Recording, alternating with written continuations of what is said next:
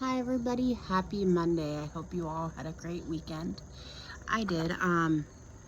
Trying to think what I even did this weekend. It went by so quick.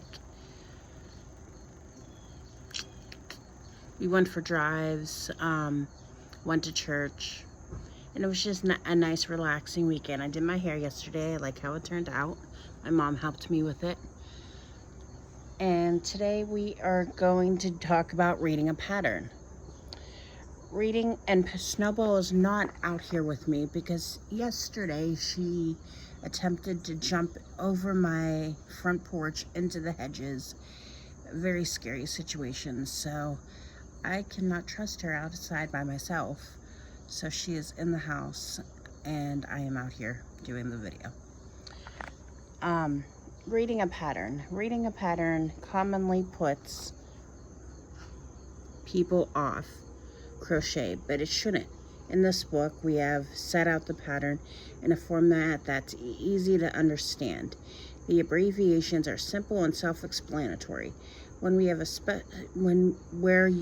special abbreviation, we have fully explained how to do these stitches in each workshop. And I'm not going to go over the abbreviations that they have in this book because not everybody on here has this book. This book is called A Beginner's Guide to Crochet, a complete step-by-step course. So crochet pattern instructions will start with the title followed by a brief introduction with a little detail about the project.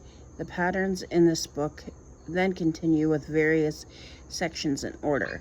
Measurements. The measurements of the crochet will be given in inches and centimeters. This is the size of the finished project. As you guys can hear, that's Snowball.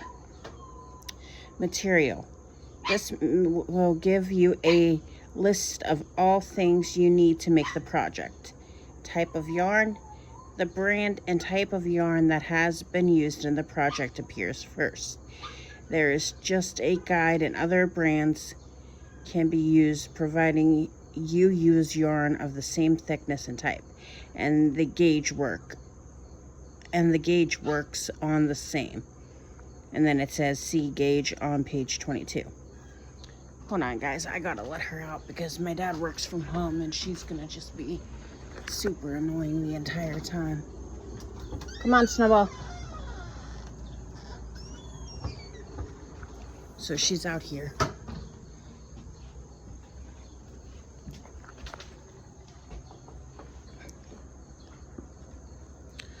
Okay. Amount of balls, hook required. Your pattern indicates approximately how many balls of yarn you will need. Typically, yarn balls weigh 150 Gs or 100 Gs each. Some specific yarns, such as solids, are 25 G balls because it's very light yarn. The length required of each yarn is often given in the pattern as well. If you decide to use different brand, it is essential that you buy the same length as the yarn listed because a different yarn may contain less yarn in each ball. Yarn colors.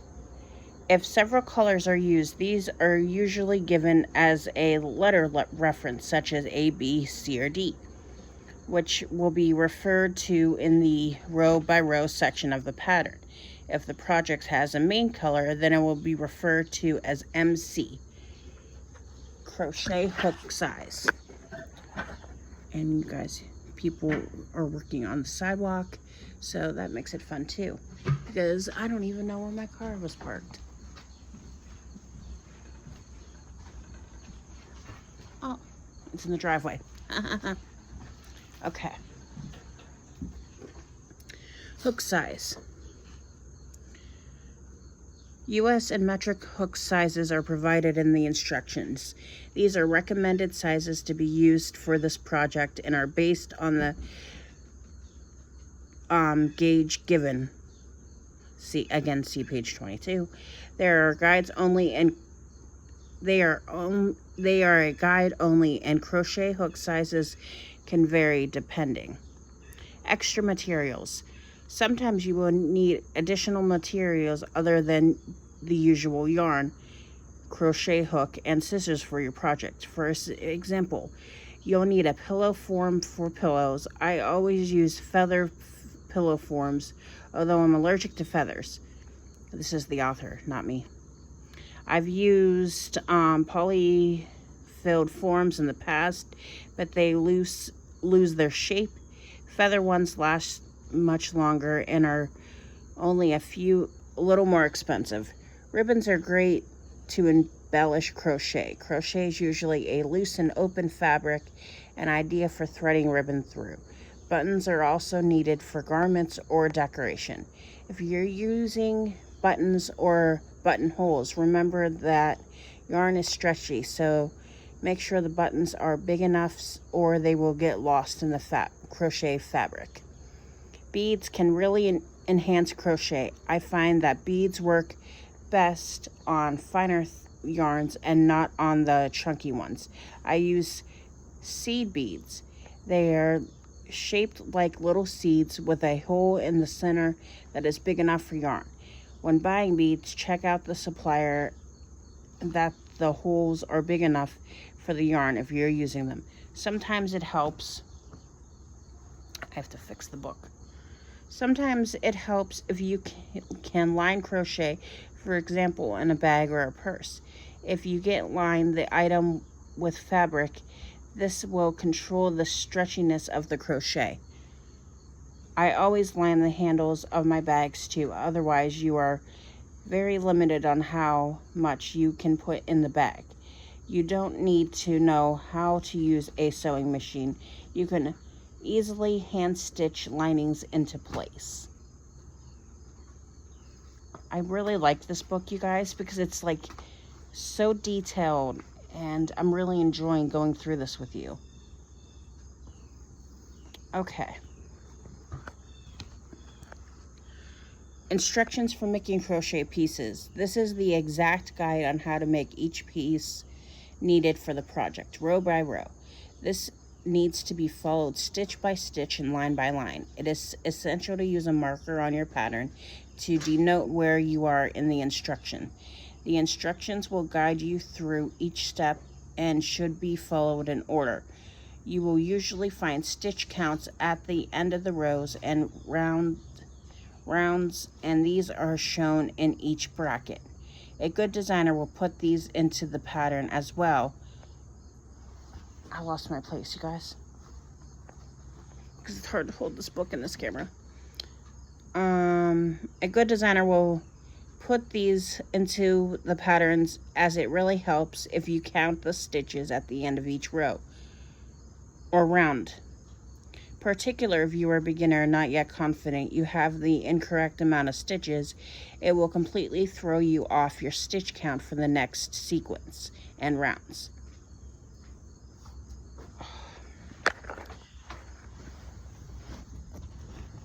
Okay.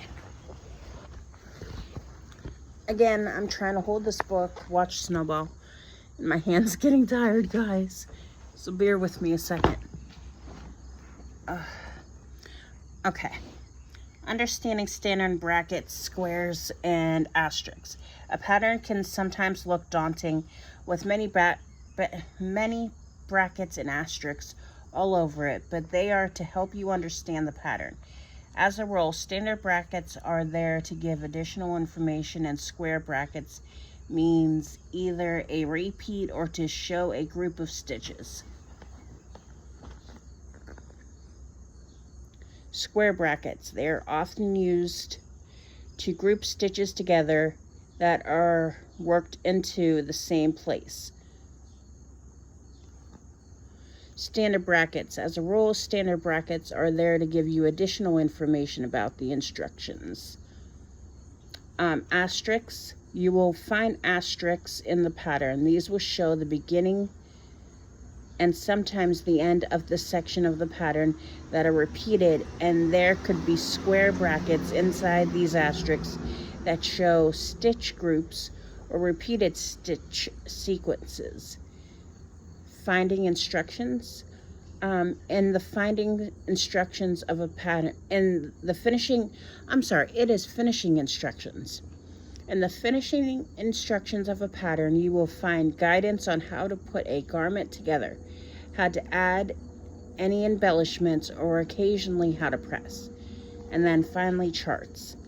Many patterns include a symbol chart. I used to stay away from these because I thought they looked too complicated, but now I can't do without them.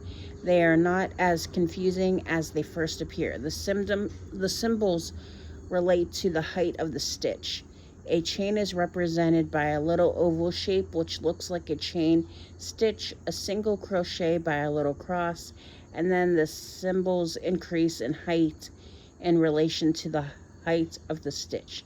It is really useful to use symbol charts to see exactly where a stitch should go on the row or round.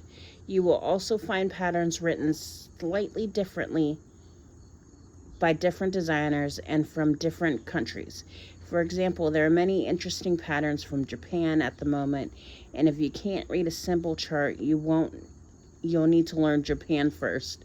Also, US and UK stitches have different terminology, but the chart's symbols are universal.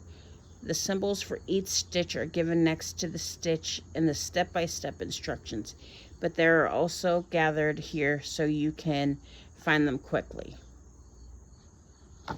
And that's on reading a pattern. My little snow bunny, I love her. She's the best dog, even though she likes to now jump into the hedges. So we're finishing up this segment because August is almost over. So we are going, next week will be our last one, and we're going to be talking about walking, steaming, and pressing. And then we're going to be moving on to a different workshop. If you guys really like this book like I'm enjoying it, let me know, because I will be coming back to this book in the upcoming months. Every month, as you know, I like to switch it up, but I will definitely be coming back to this book. And we're almost through section 1, you guys.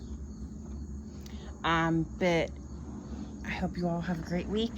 Join me tomorrow on here for Craft Update Tuesday with me and Snowball. And I love you all. Thank you all for your support. Also, I wanted to say we've made it to 14 subscribers. I thought it was never going to happen, but I'm really glad that we did, you guys.